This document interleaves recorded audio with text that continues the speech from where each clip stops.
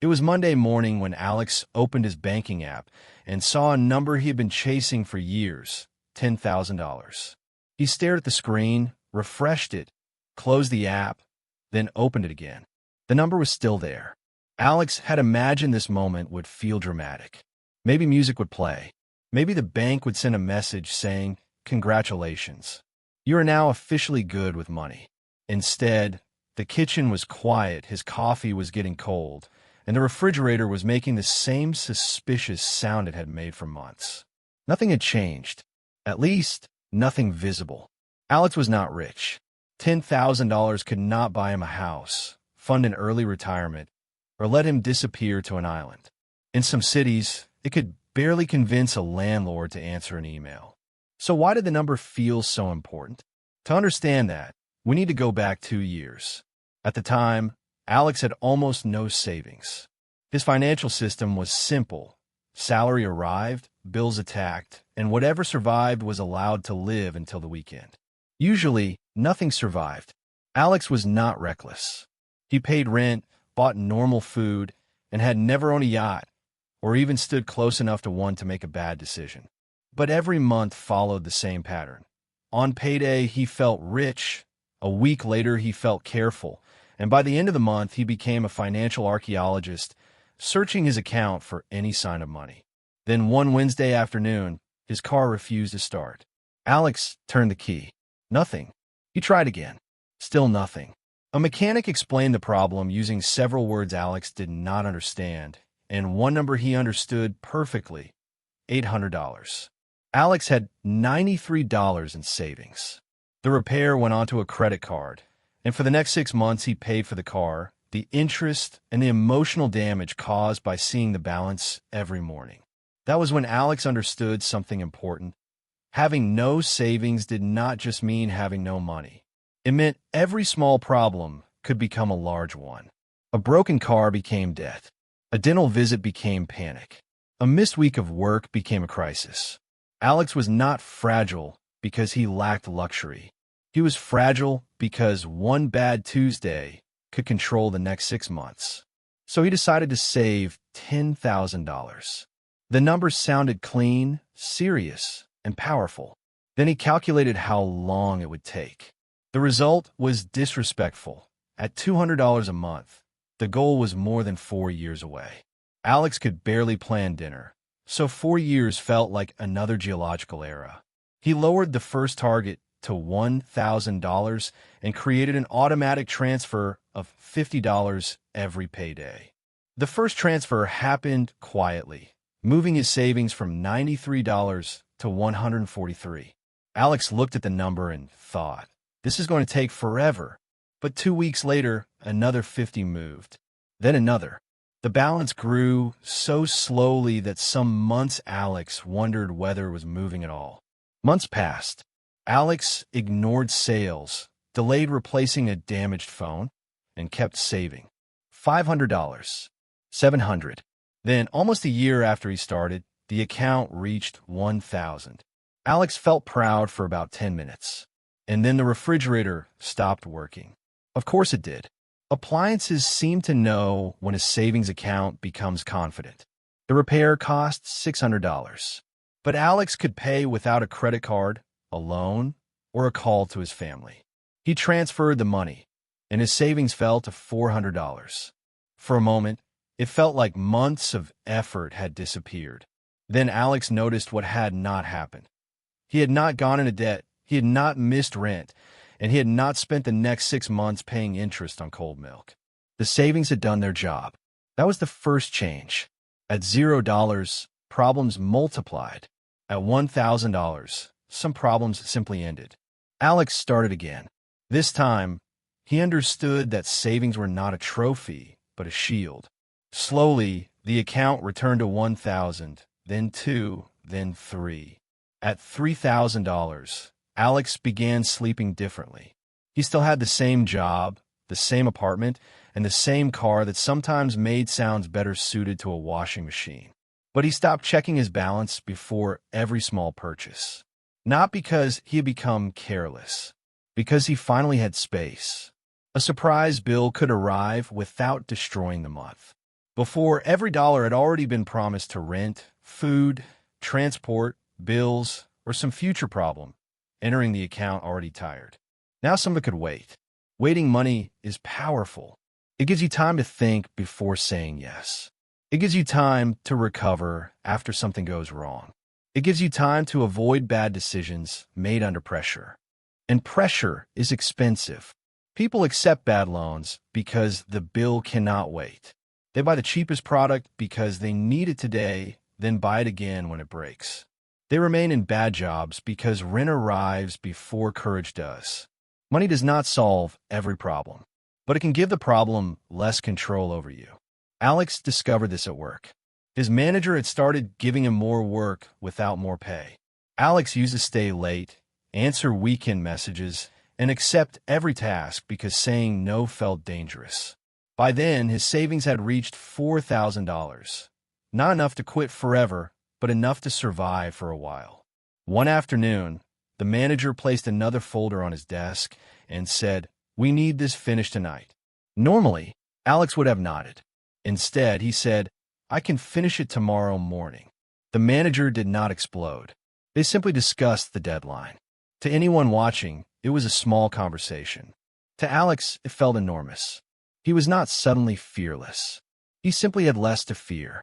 The savings had changed the balance of power, not because Alex planned to quit that day, but because he knew he could survive if everything went wrong. At $5,000, another change appeared. Alex became more patient. Before, he wanted every financial goal immediately.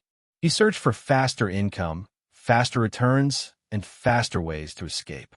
The internet was happy to help with daily promises of secret businesses, perfect investments, passive income, or a coin that would replace the entire financial system by Thursday. These promises looked most attractive when Alex had nothing. When you're desperate, slow progress feels insulting. But with $5,000 saved, Alex no longer needed a miracle. He still wanted growth. He simply stopped believing every person standing beside a rented sports car. Instead of asking, "How can I double my money quickly?" he started asking, "How can I avoid losing what took years to build?" The second question was less exciting. It was also far more useful. Alex kept part of the money for emergencies and began investing a small amount regularly. The returns were not dramatic, and sometimes they were negative. But he continued. He was now building two kinds of money.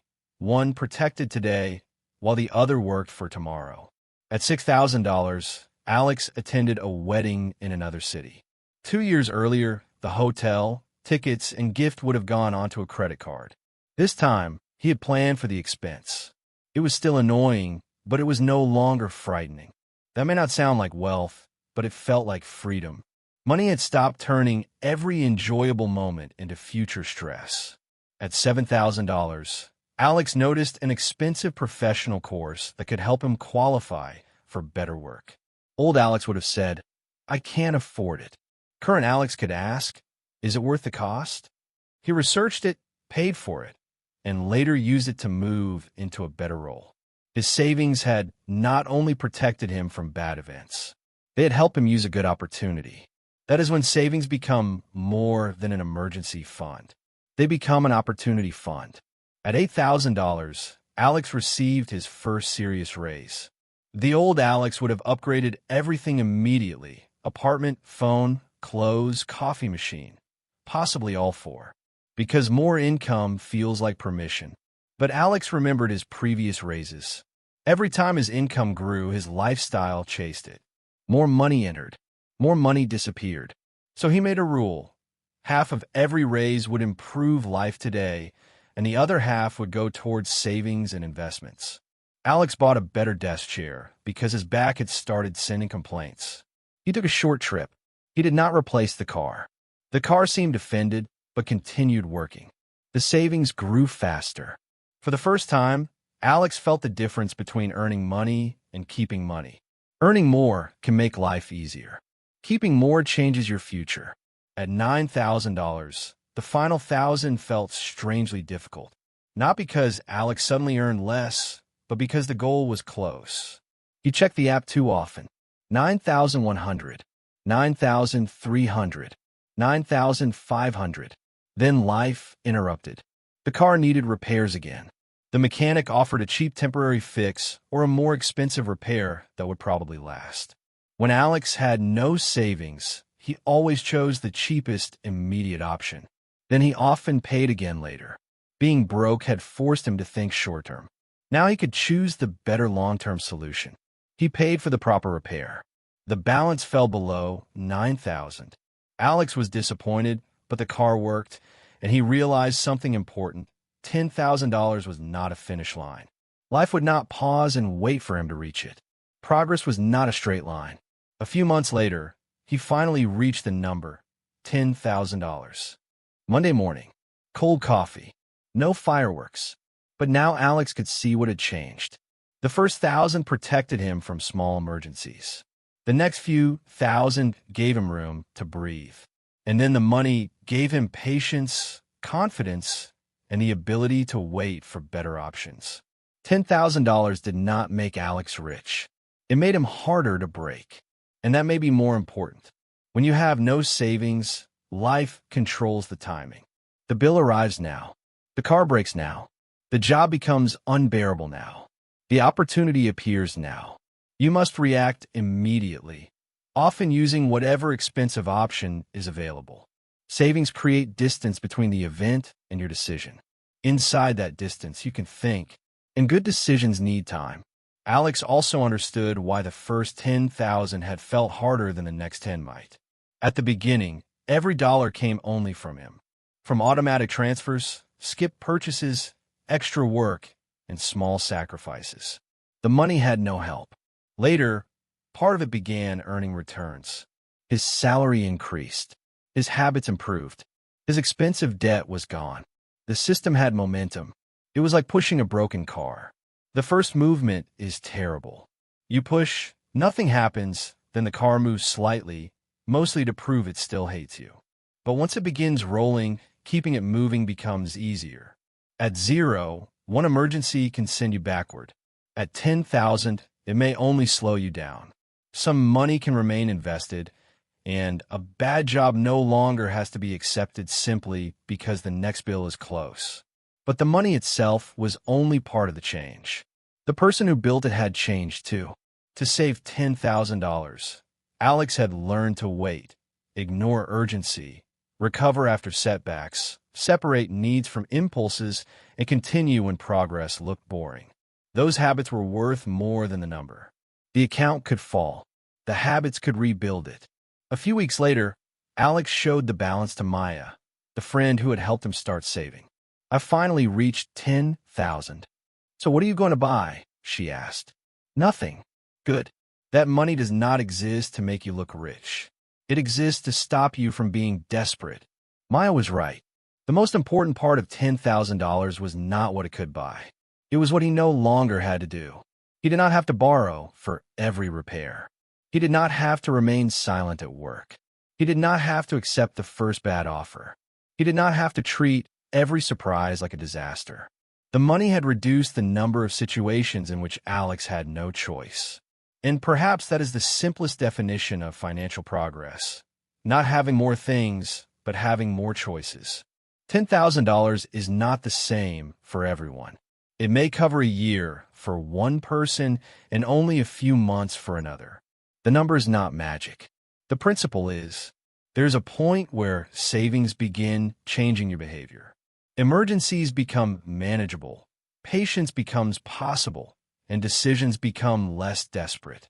For Alex, that point was $10,000. The number did not change his apartment. It changed the way he felt inside it. It did not change his manager. It changed how Alex responded. It did not stop the car from breaking. It stopped the car from controlling the next 6 months. That is why the first 10,000 matters. Not because it makes you wealthy, because it may be the first amount large enough to create real distance between you and panic. And distance changes everything. Years earlier, Alex believed money was mainly for buying things. Now he understood that money had another job. It could buy time. Time to recover. Time to think. Time to search. Time to wait. Time to say no. The world shows wealth through houses, cars, and watches. But some forms of wealth are invisible. A bill arriving without fear, a boss becoming angry without owning your future, or an opportunity appearing while you are ready to take it. Nobody photographs those moments, but they can change your life more than anything inside a shopping bag. Alex finished his coffee and closed the banking app. For once, he did not feel the need to check it again. The $10,000 were not a prize. They were a foundation. Foundations are not exciting. Nobody visits a building and says, "Wow, look at the concrete underground." But everything above depends on them.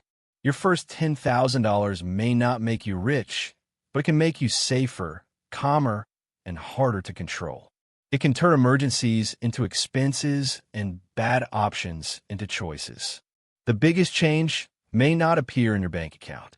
It will appear in the decisions you no longer have to make out of fear. $10,000 does not buy freedom forever, but for many people, it buys the first real piece of it.